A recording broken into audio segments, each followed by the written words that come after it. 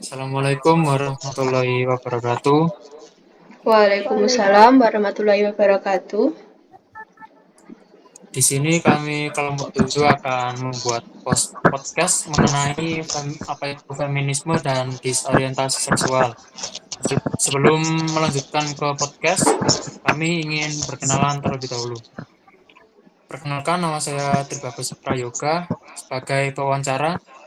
Selanjutnya, Dan saya Sevia Lailatul Adiyana juga sebagai pewawancara. Saya Lutfi Budi Valentina selaku narasumber. Saya Intan Nuraini sebagai narasumber. oke, di sini kami akan langsung saja ke podcastnya. Oke, untuk pertanyaan yang pertama ini saya tujukan pada Mbak Lutfi. Menurut Mbak Lutfi ini bagaimana sih feminisme dalam pandangan Islam? Baik, menurut saya feminisme dalam Islam itu tentu saja tidak menyetujui setiap konsep atau pandangan feminis yang berasal dari daerah barat, khususnya yang ingin menempatkan laki-laki sebagai lawan perempuan. Di sisi lain, feminisme Islam tetap berupaya untuk memperjuangkan hak kesetaraan perempuan dengan laki-laki yang terabaikan di kalangan tradisional konservatif yang menganggap perempuan sebagai subordinat laki-laki. Dengan demikian, feminisme Islam melangkah dengan menengahi kelompok tradisional konservatif di satu pihak dan pro-feminisme modern di pihak lain. Feminisme Islam inilah yang oleh Mazhar disebut dengan pasca feminisme Islam integratif, yaitu yang menempatkan perempuan sebagai kawan laki-laki.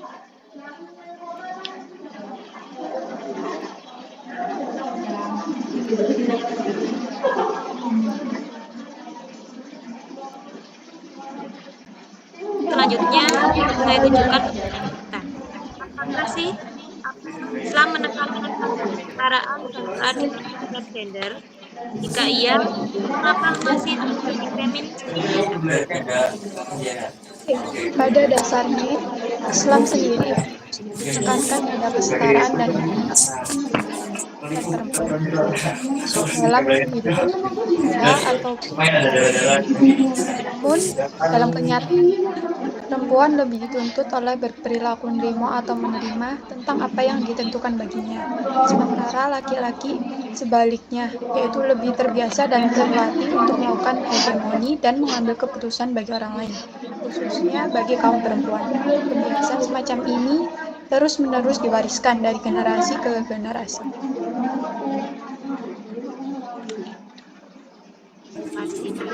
Oke, terima kasih atas jawabannya. Selanjutnya untuk Mbak Lutfi, apakah dengan adanya perbedaan kesetaraan gender ini akan menjadi masalah dalam kehidupan sehari-hari atau tidak? Menurut saya, perbedaan gender sebenarnya tidak menjadi masalah untuk sejauh ini ya. Jadi tidak menyebabkan ketidakadilan bagi perempuan dan laki-laki. Akan tetapi, dalam kenyataannya, perbedaan gender telah menciptakan ketidakadilan terutama terhadap perempuan sendiri. Ketidakadilan gender merupakan sistem atau struktur sosial di mana kaum laki-laki dan perempuan menjadi korbannya. Ketidakadilan tersebut termanifestasikan dalam bentuk marginalisasi, proses pemiskinan ekonomi, subordinasi atau anggapan tidak perlu berpartisipasi dalam pembuatan atau pengambilan keputusan politik, stereotip, diskriminasi, dan kekerasan.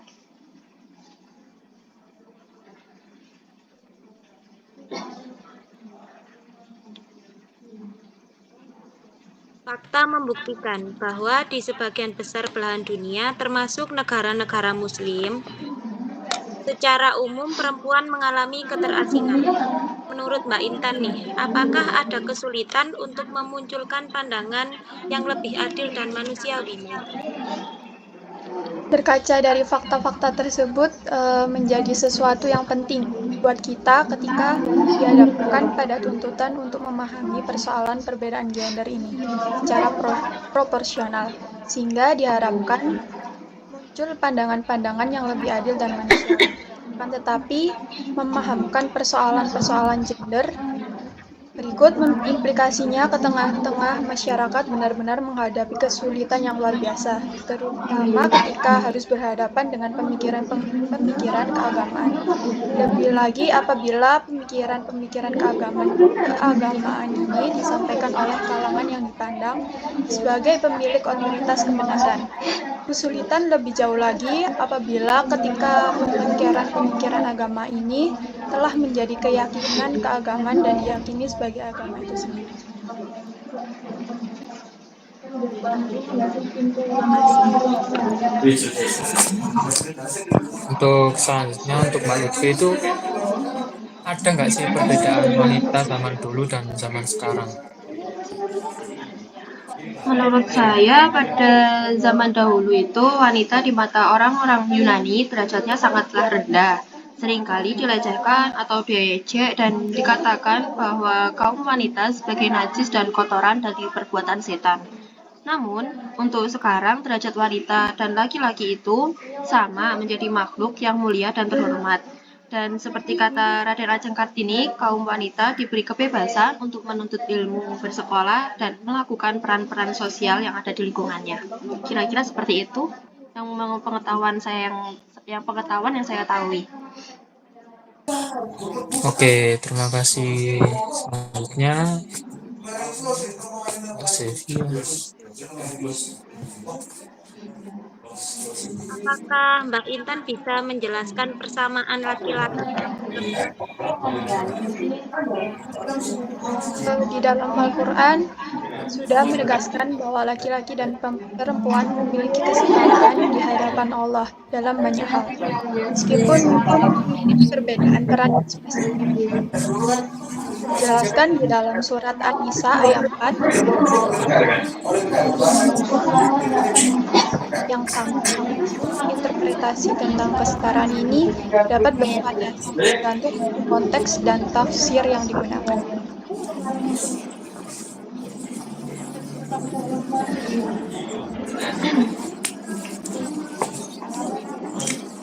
Oke, selanjutnya untuk Mbak Lutfi, apakah feminisme ini bertentangan nggak sih dengan nilai-nilai Islam? Perspektif Islam menghargai kesetaraan hak dan tanggung jawab antara pria dan wanita. Namun, ada perbedaan dalam pelaksanaan yang sesuai dengan ajaran agama. Pandangan tentang feminisme dalam Islam bervariasi di kalangan umat Muslim. Beberapa orang memiliki pendapat bahwa feminisme dan Islam dapat berjalan sejalan karena prinsip-prinsip kesetaraan gender yang terdapat dalam ajaran Islam sendiri. Mereka berpendapat bahwa Islam menghormati hak-hak perempuan dan memberikan kesempatan yang sama untuk berpartisipasi dalam masyarakatnya.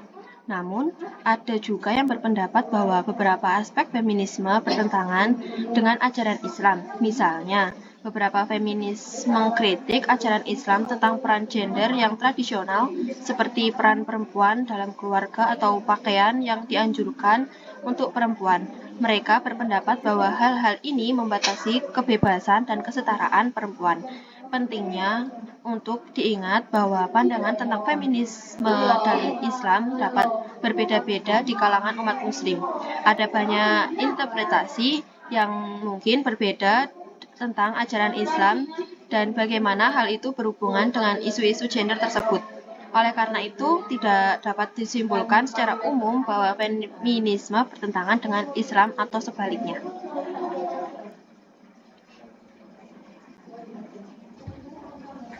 Terima kasih. Baik, selanjutnya menurut Mbak Intan, bagaimana sih Islam memandang peran wanita dalam masyarakat? Dalam Islam, mengakui peran penting wanita dalam masyarakat dan menegaskan hak-haknya, seperti pendidikan, bekerja, dan berpartisipasi dalam pengambilan keputusan.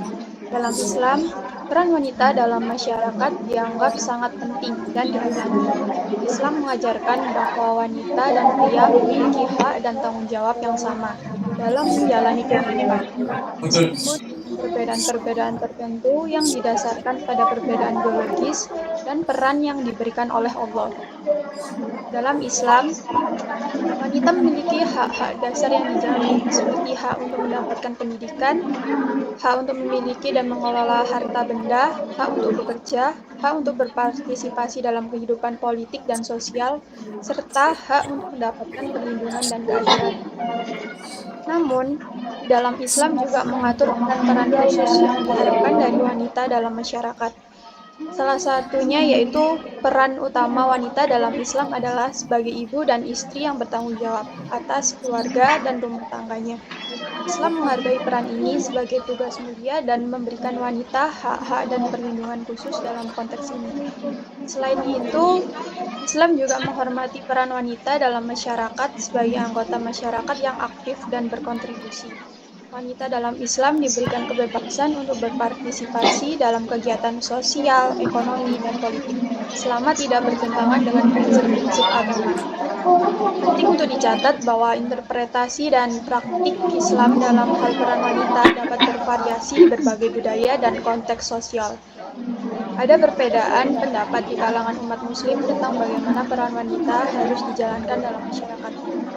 Jadi, oleh karena itu, tidak ada satu pandangan yang tunggal atau universal tentang peran wanita dalam Islam.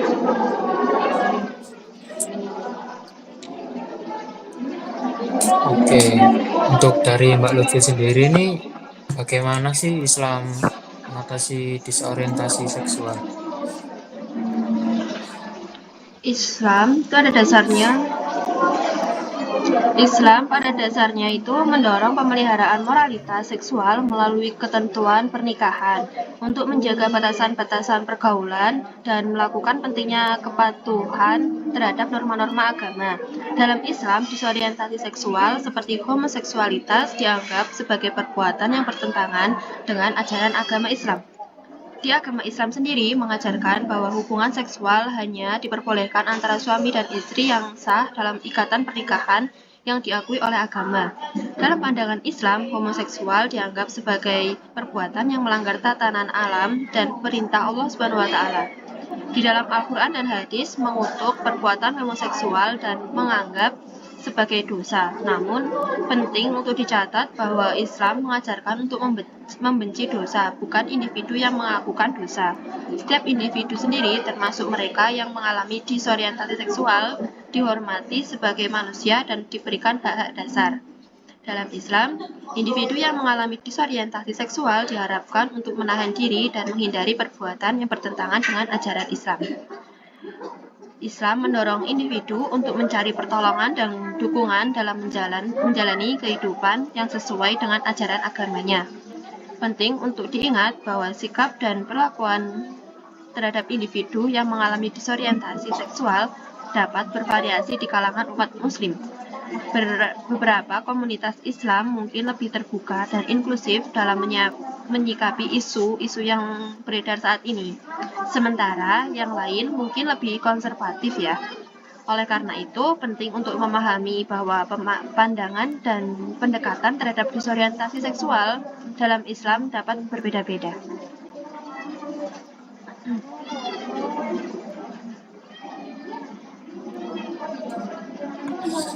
Baiklah, selanjutnya pertanyaan dari Mbak Setia. Menurut Mbak Intan, apakah feminisme dapat memperkuat posisi wanita dalam Islam, Mbak?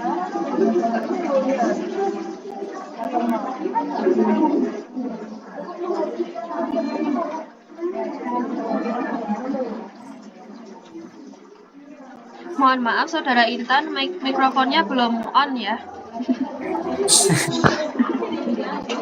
Nggak apa-apa. Lanjut. Udah gak cut kok. Iya lanjut, gak apa-apa.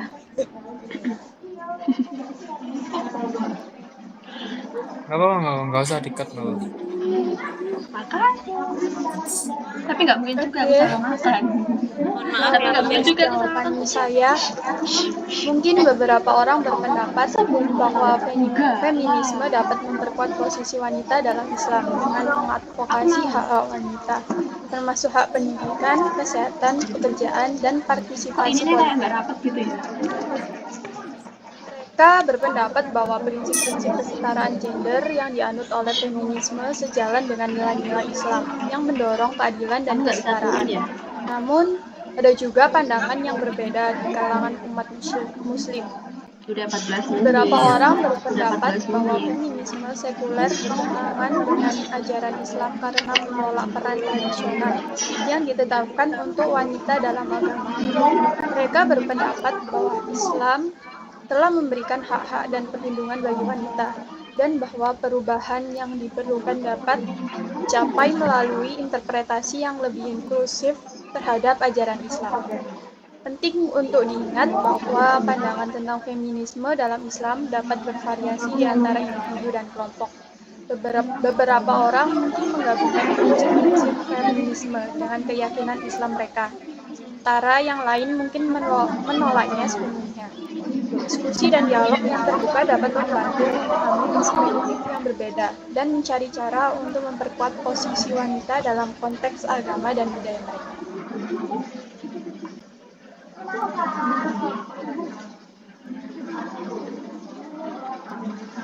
Terima kasih, Mbak Intan. Soal selanjutnya. Pertanyaan selanjutnya, bagaimana sih menurut Mbak Lutfi ini keterkaitan antara feminisme dan budaya patriarki? Feminisme dan budaya patriarki itu saling terkait karena feminisme berusaha melawan dan mengubah struktur sosial yang dominasi oleh budaya patriarki.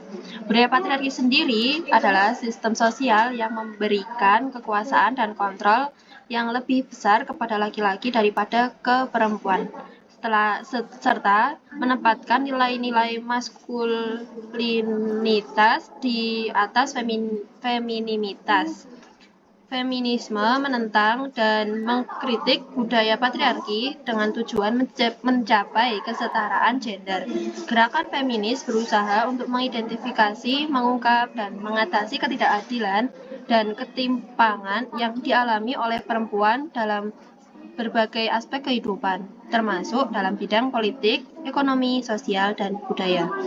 Feminisme mengkritik norma-norma dan ekspektasi gender yang diterapkan dalam budaya patriarki, seperti peran gender yang stereotipical, pembagian kerja yang tidak adil, dan diskriminasi terdapat perempuan dalam berbagai bidang. Gerakan feminis juga menyoroti kekerasan terhadap perempuan, seperti pelecehan seksual, kekerasan dalam rumah tangga, dan mutilasi genital perempuan, yang seringkali terjadi dalam konteks budaya patriarki sendiri.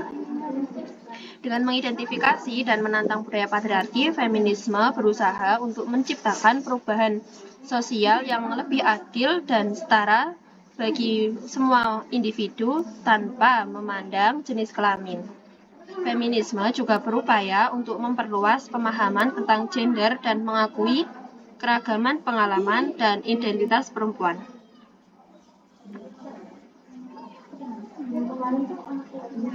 Baiklah, terima kasih. Selanjutnya ada pertanyaan.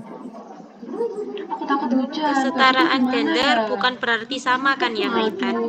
Tapi mengapa sih perempuan ingin disamakan dengan laki-laki? Mungkin feminisme ini tidak bertujuan untuk membuat perempuan dan laki-laki sama, namun untuk mendukung perempuan dan laki-laki agar mendapatkan kesempatan untuk ada dalam posisi yang sejajar. Menurut aku. Selanjutnya, untuk Mbak Lutfi itu tujuan utama dari feminisme itu apa sih? Dari pengetahuan yang saya ketahui, tujuan utama atau tujuan besar feminisme adalah mengakhiri penindasan yang bersifat seksis pemberdayaan. Tujuannya dari feminisme adalah mencapai kesetaraan gender dalam segala aspek kehidupan. Gerakan feminisme ini berjuang untuk mengatasi ketidakadilan, diskriminasi, dan ketimpangan yang dialami oleh perempuan dalam masyarakatnya. Mungkin ada beberapa tujuan utama yang dapat saya sebutkan. Yang pertama, kesetaraan politik. 2, kesetaraan ekonomi. 3. Kesetaraan dalam pendidikan. 4. Penghapusan kekerasan terhadap perempuan. Dan yang terakhir, pembebasan dari stereotip gender. Kira-kira itu yang saya ketahui.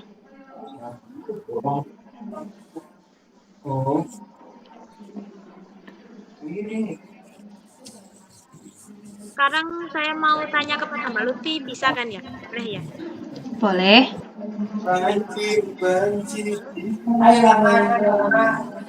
Kan Mohon oleh maaf, suaranya kurang terdengar. maaf ya. Santai.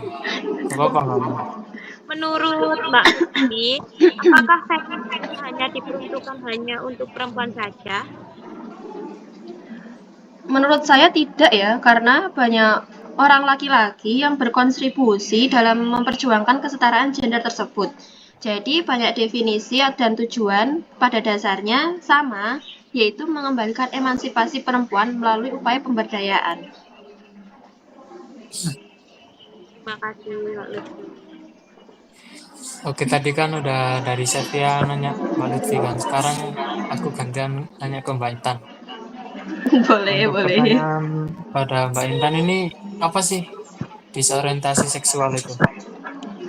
Mungkin sepengetahuanku itu disorientasi seksual itu ketidakpastian, ketidakmuasan atau ketidakakalan dalam orientasi seseorang individu. Mungkin beberapa problematikanya yaitu sering muncul terkait dengan isu disorientasi seksual ini yaitu stigma dan diskriminasi. Orang yang mengalami disorientasi seksual sering mengalami stigma dan diskriminasi dari masyarakat sekitarnya, termasuk keluarga dan teman-teman. Hal ini dapat mempengaruhi kesehatan mental dan kesejahteraan individu. Oke, terima kasih. Nah, menurut Mbak Lutfi sendiri, apakah disorientasi seksual ini bisa disembuhkan ya, Mbak? Mungkin beberapa orang menganggap disorientasi seksual sebagai penyakit atau gangguan yang dapat disembuhkan. Namun, orientasi seksual di seseorang adalah bagian dari identitas mereka dan bukan sesuatu yang dapat diubah secara pribadi.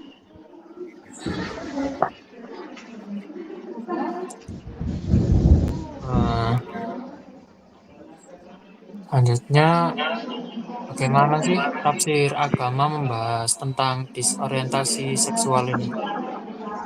Mbak Intan, silakan. Oke, mungkin disorientasi seksual juga sering menjadi perdebatan dalam konteks agama. Namun beberapa agama mungkin menganggap disorientasi seksual ini sebagai dosa atau pelanggarannya, sementara yang lain mungkin lebih menerima dan inklusif.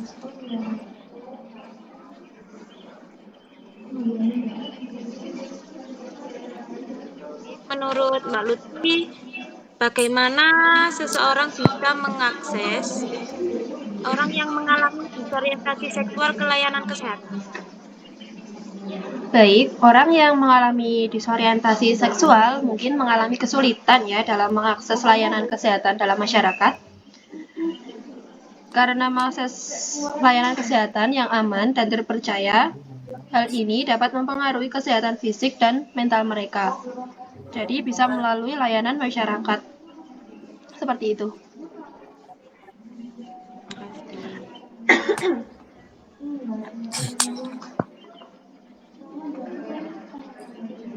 Baik, selanjutnya untuk Mbak Intan sendiri tuh apa sih yang menjadi faktor pendorong utama dalam munculnya gerakan feminisme ini? Mungkin faktor pendorong yang utama dalam munculnya gerakan feminisme ini yaitu adanya kesenjangan gender yang ada dalam masyarakat. Karena perempuan seringkali dianggap lebih rendah dari segi dan kesempatan dan keadilan ini memicu perempuan untuk berjuang demi kesetaraan.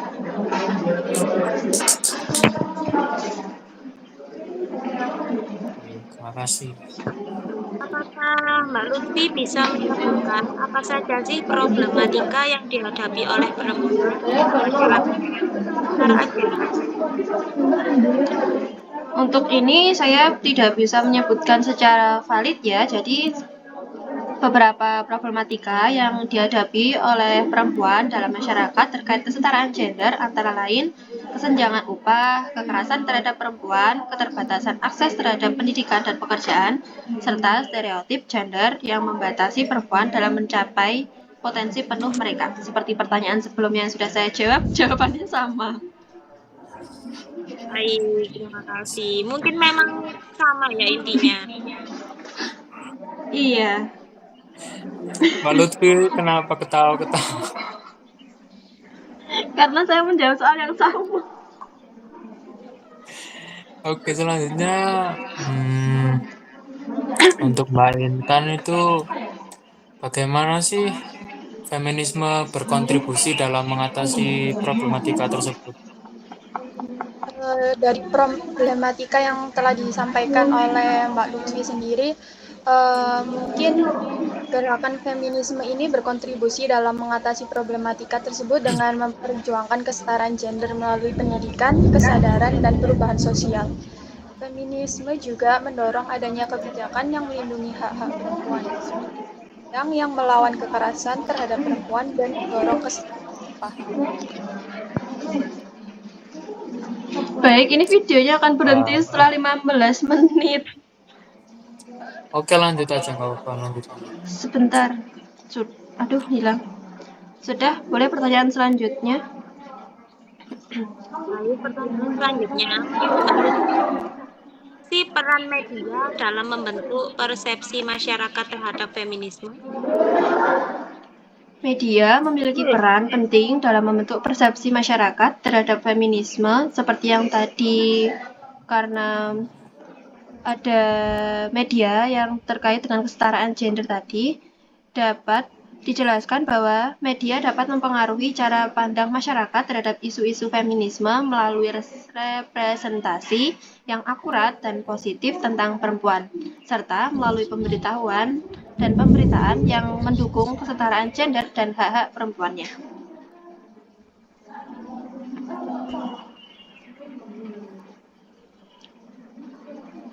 Oke, selanjutnya untuk Mbak Intan apa saja sih variasi dalam orientasi seksual yang termasuk dalam disorientasi seksual? Disorientasi seksual merujuk pada variasi dalam orientasi seksual seseorang, termasuk homoseksual, seksual, dan lesbian. Ini berarti individu dengan disorientasi seksual memiliki ketertarikan romantis seksual terhadap dengan jenis kelamin.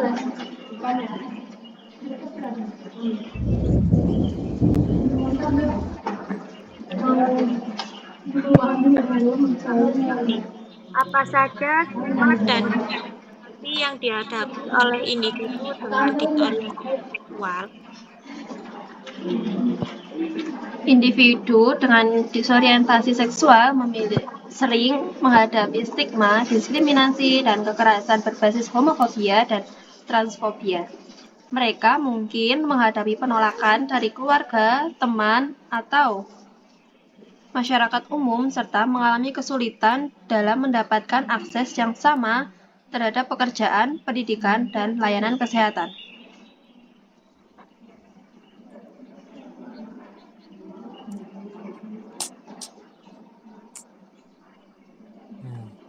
Gak usah ambil aku satu pertanyaan lagi selesai kok. Peran apa sih Satu yang pertanyaan lagi penting selesai, langsung pulang dalam aja, pendidikan untuk mengatasi stigma Aku terhadap kurang satu kok. individu dengan Iya, disorientasi kurang ini seksual tok. ini, Habis itu Mbak selesai. Intan? Ya, gak usah diambil aja. Di dalam pendidikan memainkan peran penting dalam mengatasi stigma terhadap individu dengan disorientasi seksual dengan cara menyediakan pendidikan yang inklusif dan menyeluruh tentang orientasi seksual dan identitas gender. Jadi masyarakat dapat memahami dan menghormati keberagaman seksual. Pendidikan juga dapat membantu menghilangkan prasangka dan stereotip negatif yang sering terkait dengan disorientasi seksual.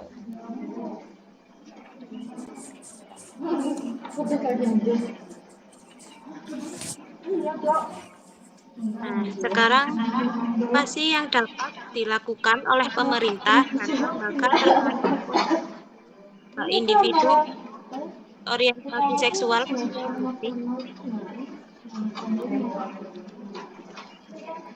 Baik, pemerintah dan lembaga yang terkait dapat melindungi hak-hak individu dengan disorientasi seksual dengan mengadopsi dan melaksanakan kebijakan yang melindungi mereka dari diskriminasi, kekerasan, dan penindasan. Ini termasuk melibatkan mereka dalam proses pengambilan keputusan, memastikan akses yang sama terhadap layanan kesehatan dan pendidikan, serta menghukum pelaku kejahatan berbasis homofobia dan transfobia agar mereka mengalami seperti biar kapok lah ya bahasanya. Apa saya bahasan selain kapok itu? Ayo lanjut. Jerah, iya, supaya mereka bisa mendapatkan efek jerah gitu. Oke. Terima kasih untuk jawabannya. Sepertinya ini pertanyaannya sudah habis ya. Iya, alhamdulillah sesi kita selesai. Oke. Dan ini sudah mendapatkan 29-30 menit. Terima kasih Saya pewawancara teman-teman. ya. Sekian podcast dari kelompok 7. Apabila ada kesalahan, kami mohon maaf yang sebesar-besarnya. Wassalamualaikum warahmatullahi wabarakatuh. Tunggu podcast selanjutnya. Warahmatullahi wabarakatuh. Dadah. Dadah.